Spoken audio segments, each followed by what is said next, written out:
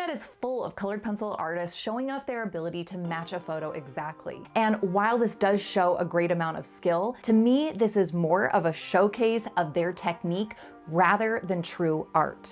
I feel that art with a capital A requires there to be something personal expressed, and matching someone else's photo pixel for pixel just doesn't do it for me. I love working representationally, but I still feel that there is a need for style, personal expression, and voice within this genre. And in this video, I'm going to show you exactly how I inject my voice into a colored pencil sketch through unexpected and unique color. From the initial layout to the shadow mapping to the final details, I'm going to show you every colored pencil I used and exactly why I picked that color. Ready? Let's go. I started by sketching the initial proportions using a light lavender pencil. This was one of the colors that I pulled when studying my photo reference, along with the other swatches you see in the upper right corner of this page. I'll talk a little bit more about those color choices in a moment, but since colored pencil isn't the easiest medium to erase, I chose a light value that would be easy to draw over if I needed to make some bold changes later on. I always start with basic shapes and then work towards specific details. For this sketch, I used the Loomis Method, which is a great way to lay out the structure of the human head.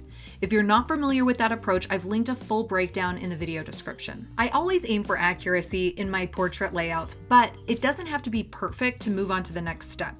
This model has an unusual pose and a really interesting expression, and to be completely honest, it took several attempts to get this feeling just right. Using that same light lavender pencil, I began mapping out the shadow shapes.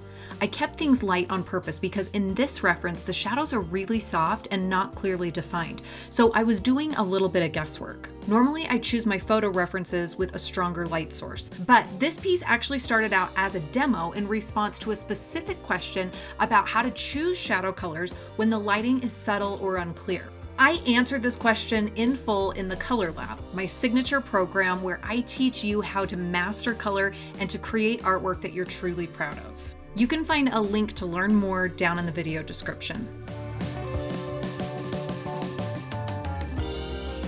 In this photo reference, there's a really clear separation between the skin and the hair.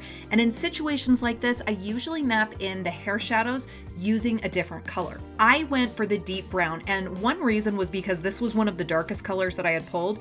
Another reason was because I felt that this dark brown would help neutralize some of the brighter tones that I'd be layering into the hair and the skin later on. I also went ahead and used this deep brown to anchor some of the features in the face. This is my second pass through this drawing, and I'm looking at it really critically. I'm focused on refining my proportions, and I'm really anchoring those darkest areas like the pupil, the irises, the nostril, and the space between the lips. I'm being really careful not to outline these features, but rather focus on those areas that are darkest. Up until this point, I've spent about 25 minutes on this layout, which is a little bit longer than I usually would spend. I really struggled with this model's proportions. The pose and the expression were tricky, and eventually I needed to step away. I came back the next day with fresh eyes, and right away I saw some of the proportional issues more clearly. I spent another 10 to 15 minutes redrawing, this time using a bold red-violet. Switching colors when you come back and redraw can be really helpful because you can see what it was before and what it is now at the same time. When I work with colored pencil, I don't see imperfections in the first pass as a big deal, and I rarely erase them. I just draw over it and let that first layer get absorbed into the ones that follow.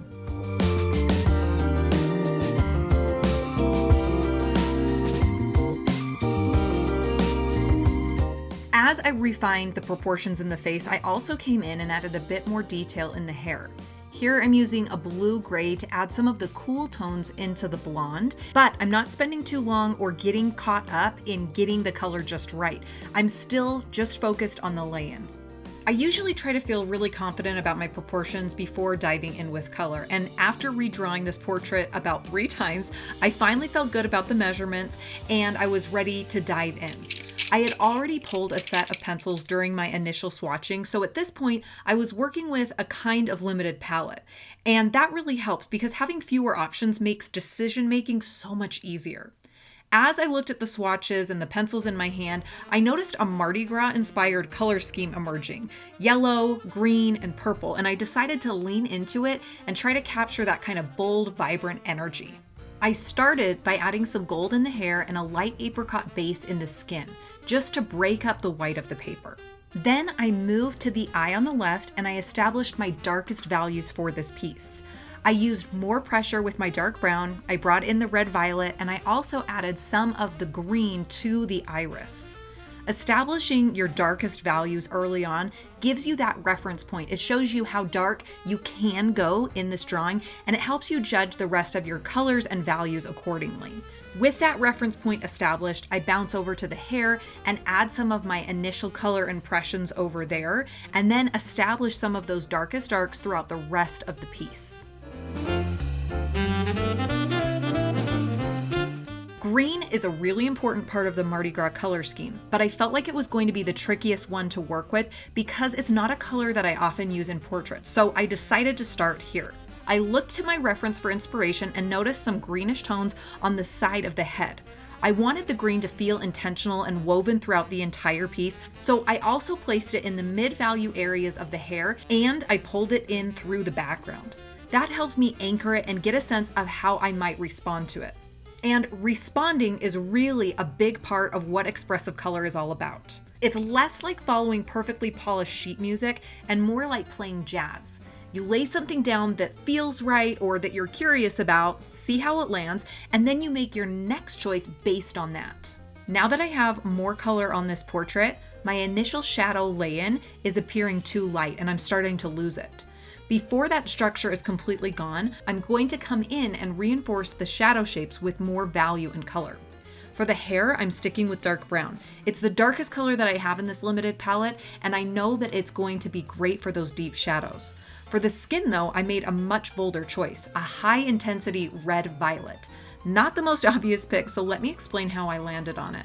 I looked at all of the colors in my palette that were the right value range for shadows on the skin. The greens and the grays and the browns felt too desaturated or like they would make her look sick, and I wanted this portrait to feel really alive.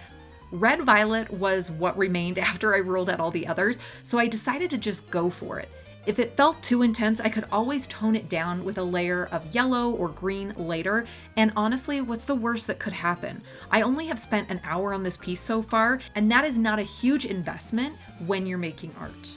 The mindset of being willing to take risks and being okay with the loss is one of the healthiest shifts that I have made as an artist, and I encourage you to practice this mindset as much as you're able to.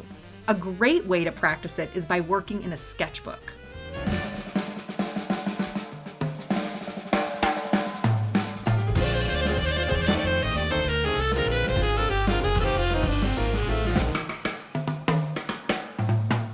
I'm not gonna lie, this drawing looks pretty crazy to me right now, but I have made so many portraits at this point that I can look past this kind of crazy white and violet portrait at this point, and I can see what it could be as I continue to add color and layer.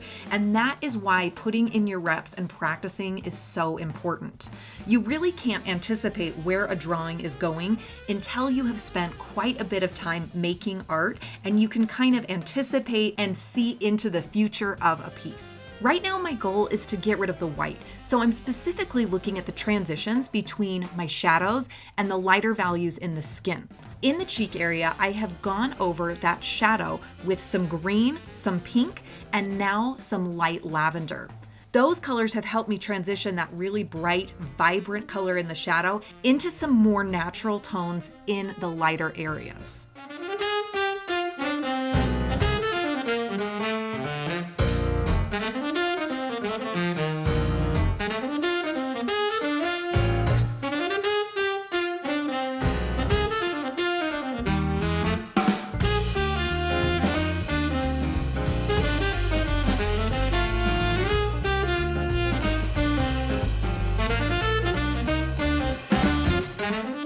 This red right here wasn't part of my initial swatching. I didn't think that I would need anything that bright and intense. But as I rendered out this skin, I was missing some bright pops of warm color. And so I grabbed another color that wasn't part of my original limited palette. You are always welcome to break the rules and to expand out of a limited palette that you started with. This limited palette is just a starting point. It allows you to have fewer choices when you're starting out, and that can often give you more freedom. We also need to talk about this color, gray or other neutrals. Just because you are creating a vibrant portrait that is full of life and energy doesn't mean that you should only use bright, vibrant colors.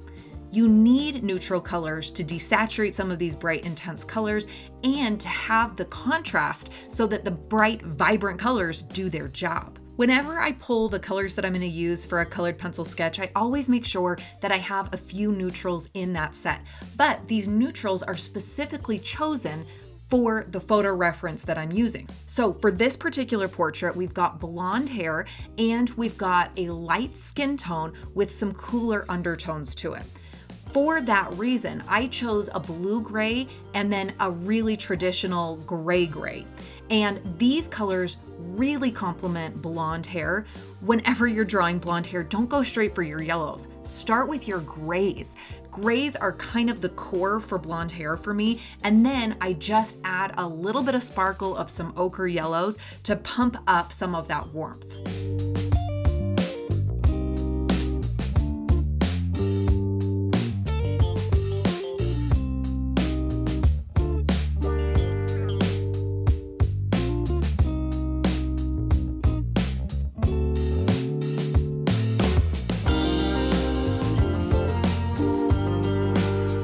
Let's take a look at building up those lighter skin tones in one focused area. So here I'm going over the chin and the neck with a nice light peach tone. And now I'm coming in with that blue gray and the lavender to establish the transitions between the shadow shapes and to nail in where those cooler tones are. Next, I'm going in for my warmer tones, and I grabbed that bright red and pumped up the temperature in her chin. Even though I'm really working on refining the chin, I'm never looking at it in isolation. I look at it compared to the background and the surrounding areas as well. Here I'm coming in with a different colored pencil, the Derwent Drawing Chinese White. It's very creamy and it's gonna help me smush all my pigments together and get some lighter values. I'm also coming in with my other lighter value colored pencils like yellow, gold, apricot, and these are helping me add some emphasis in specific parts of the lighter areas of the skin. Once that's feeling pretty good, I am addressing the neck a little bit more closely. It was popping out at me too much, and I think a big part of that was the intensity of the color. I've got green, and that can kind of act as a complement for violet.